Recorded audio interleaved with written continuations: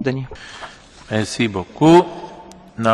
Благодаря ви. Сега господин Вигенин, моля. Господин председател, госпожо комисар, колеги, повод за днешния дебат и резолюция са конкретните случаи с блогърите Ала Абдел Фатех и Майкъл Набил Санат.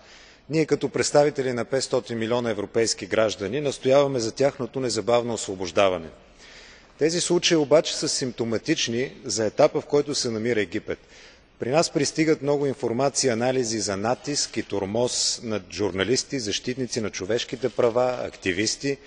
Пред военни трибунали са изправени над 12 000 цивилни граждани от март тази година досега.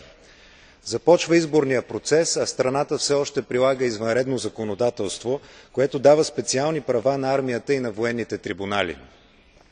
Все още не знаем какво точно се случи на 9 октомври в Кайро и чия е вината за отнетите 25 човешки живота. Египетските власти дължат отговор преди всичко на своя народ, но и на нас, европейците, които продължаваме да гледаме с надежда, симпатия и готовност за подкрепа на Египет.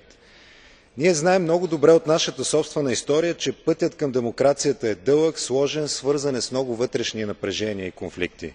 Отстраняването на Мубарак може да се сравни със силно земетресение, което размества пластовете, сменя релефа, отваря стари рани и създава нови напрежения.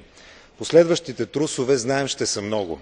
Ние обаче искаме да сме сигурни, че поетата през пролетта посока към демокрация, защита на човешките права, социален прогрес ще бъде запазена и Египет ще върви все по-уверено по него. Затова изразяваме своята солидарност с всички, които работят за това днес в Египет. Благодаря.